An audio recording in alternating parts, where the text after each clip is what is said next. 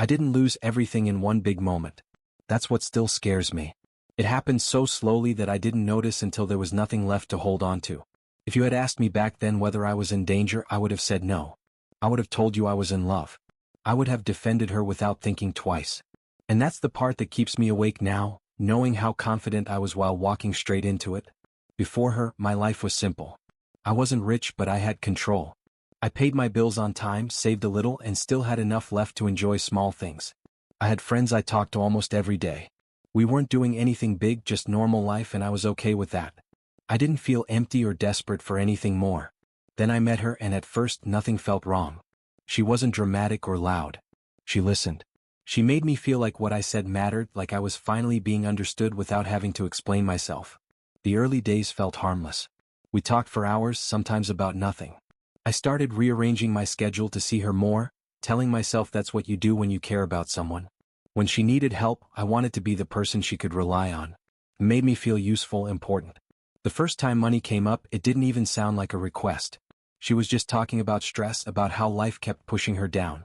I offered to help before she asked. It wasn't a lot, and she thanked me in a way that made it feel worth it.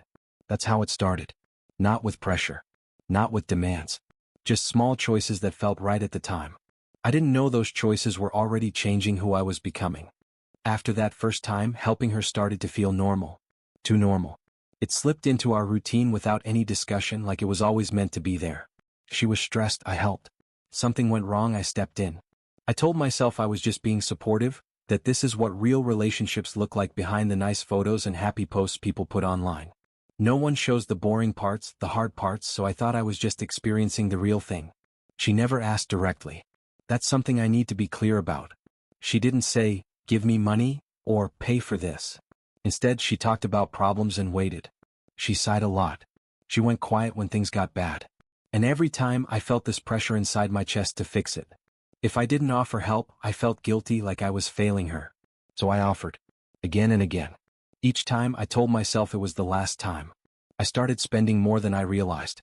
Small transfers, quick payments, covering things here and there. Nothing that felt big on its own. But when I checked my account, the numbers didn't look the same anymore. I noticed it, but I ignored it. I told myself money comes and goes. Love doesn't. That thought felt deep at the time. Now it feels stupid. My friends started noticing changes before I did. They joked about how I was always broke now, always busy, always tired. I laughed with them, but something about their comments annoyed me. It felt like they were attacking something important to me. So I stopped explaining. I stopped opening up. It was easier to keep things separate than defend my relationship every time. Slowly, without planning it, I stopped seeing them as much. Calls went unanswered. Messages stayed unread. I told myself I was just growing up, focusing on my future. But the truth was simpler. My world was shrinking, and I didn't even see it happening. The nights got harder. I started feeling restless in ways I didn't understand at first. My mind raced about things I couldn't control. Bills, small debts, little promises I had made without realizing.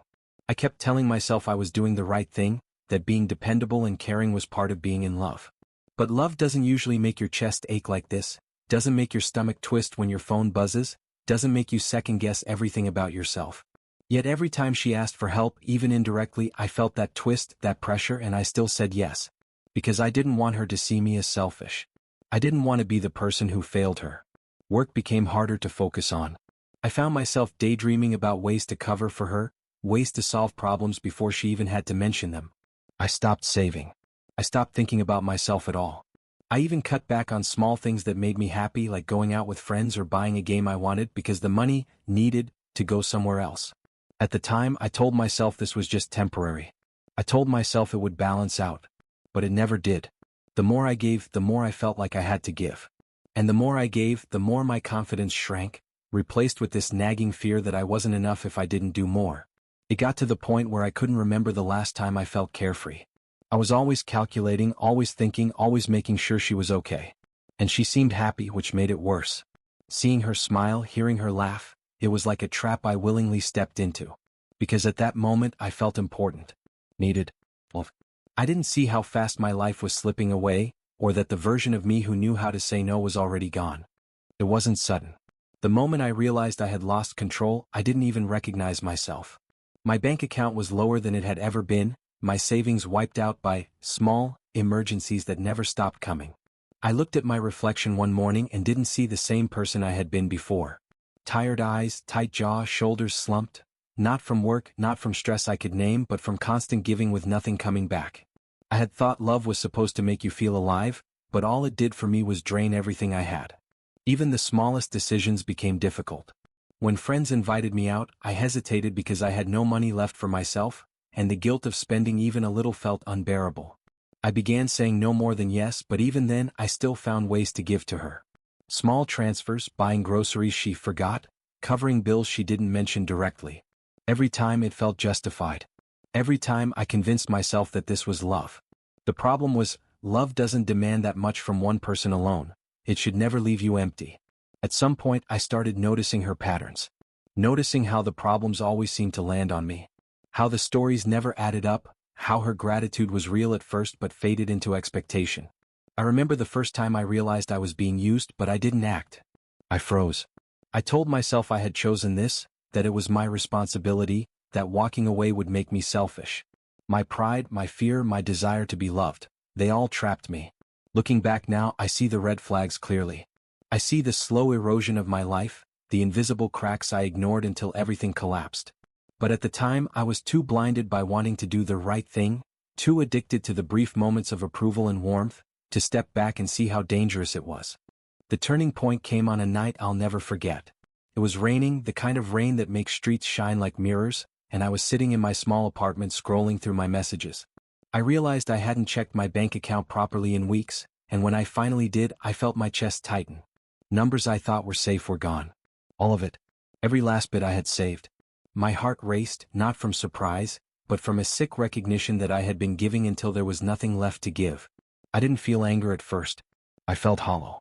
I felt like a ghost of myself, staring at numbers on a screen that didn't even matter anymore because the real loss was deeper. I tried calling her, wanting to explain, wanting her to understand, maybe even hoping she'd apologize, but she didn't pick up. I sent messages, small ones at first, polite, asking what happened. Nothing. Then the worry began to turn into fear. Fear of being abandoned, fear of confrontation, fear of realizing that maybe she never cared as much as I thought. That fear twisted into something heavier when I started remembering all the small ways my life had been emptied over time. Every favor, every gift, every sacrifice. It wasn't just generosity. It was my life being siphoned out in ways that felt invisible until it was too late. I remember sitting there for hours, letting the rain fall against the window, thinking about what I had lost. Not just money, not just material things, but my sense of safety, my confidence, my ability to trust myself. I had allowed someone else to take control, and now there was nothing left. That's the cruelest part. Losing yourself doesn't happen in one moment. It's the accumulation of small decisions, small compromises, small denials of your own needs. And by the time you notice, it's often too late to turn back. After that night, I didn't sleep well for weeks. Every sound felt louder, every message notification made my stomach twist. I kept replaying moments in my head, trying to figure out where I had gone wrong, what I should have seen, what I should have done differently. I realized that the problem wasn't just the money or the control, it was me giving up myself.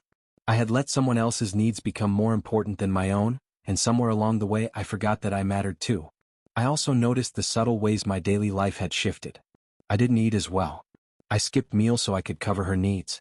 I stopped taking breaks at work because I was constantly calculating what else I might have to fix. I avoided making plans because I never knew when she might need me. Even the little things that used to bring me comfort, a cup of coffee in the morning, a walk outside, talking to a friend, started feeling like luxuries I couldn't afford. My life had become entirely about keeping her afloat, and I didn't realize I was sinking myself. When I finally spoke to her again, it wasn't confrontational. I didn't yell or cry. I just asked questions, tried to understand why nothing she promised had ever changed. And she answered softly, almost convincingly, about stress and money and bad timing, leaving me feeling guilty for even questioning her. That moment is burned into my memory, the way she looked calm, patient, like nothing was wrong while I was unraveling inside.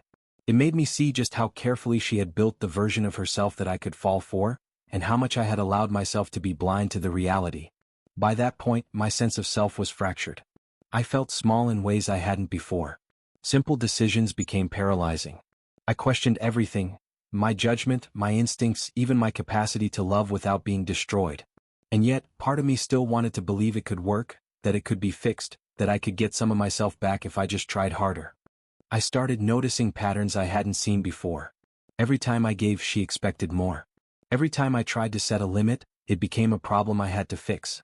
And I kept bending, thinking that if I just tried harder, if I just understood more, everything would be okay. I forgot that relationships are supposed to be partnerships, not one-sided marathons.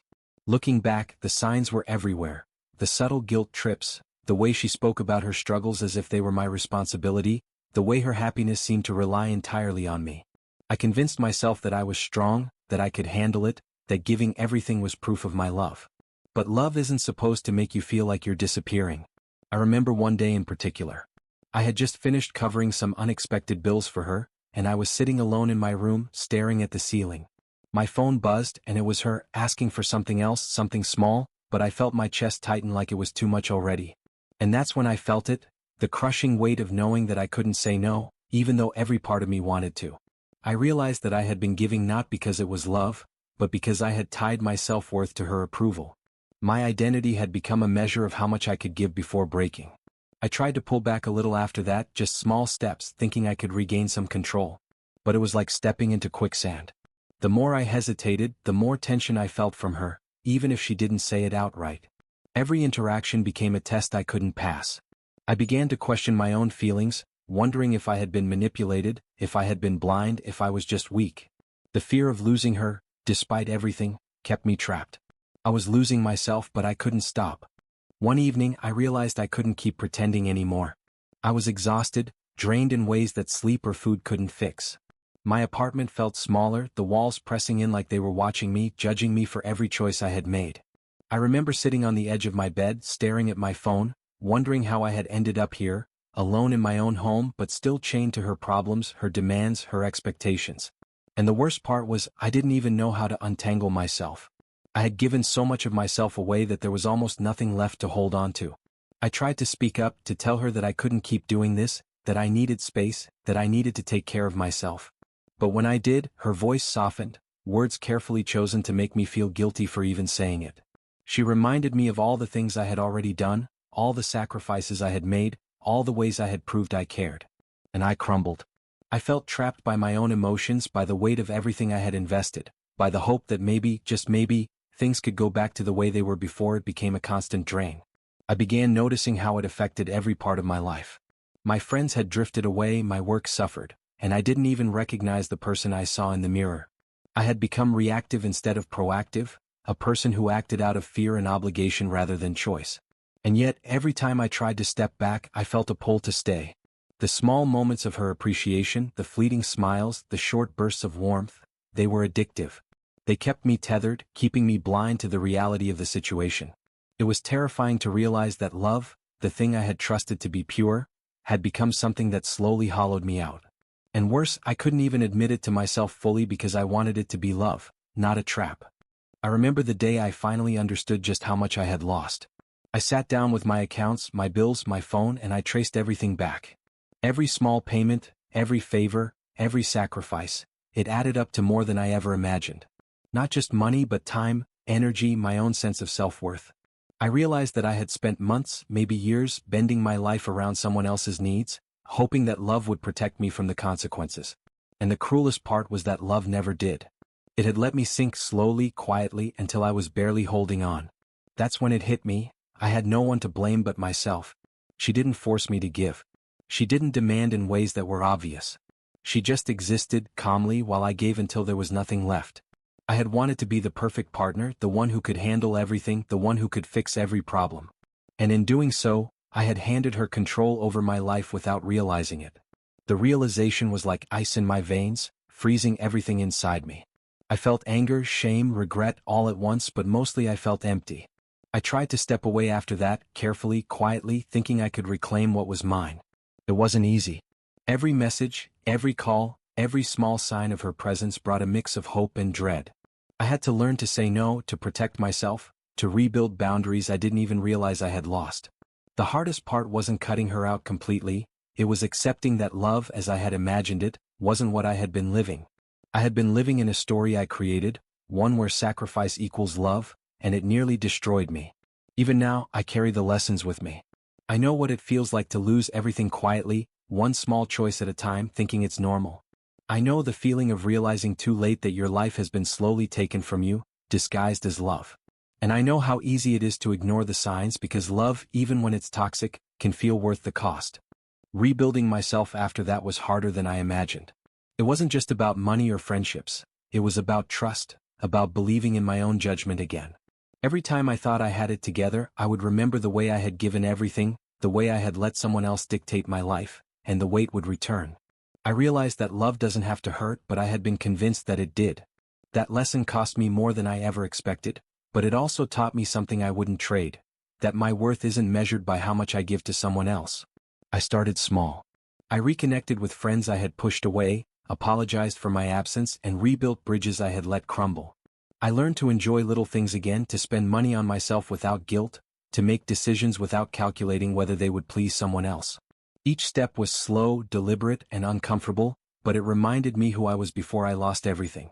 And the more I reclaimed, the more I realized how easy it had been to hand control over my own life to someone else, just because I wanted to be loved and needed. Even now, I feel a shadow of what happened. When I see a situation where someone asks too much, or when I feel compelled to overextend myself for someone else, I pause. I remember the months I gave everything, thinking it was love, only to discover that I had been erasing myself. I carry that memory not with bitterness but as a warning. Love is supposed to lift you up, not drain you until there's nothing left. So when people ask me about that time, I tell them honestly, I lost almost everything for someone I cared about deeply. But I also tell them this: learning to love yourself first is the only way to survive, and the only way to make sure love doesn't destroy you. Even if it takes losing everything to understand it, you can always find yourself again. Please subscribe if you enjoyed the video and turn on your notifications.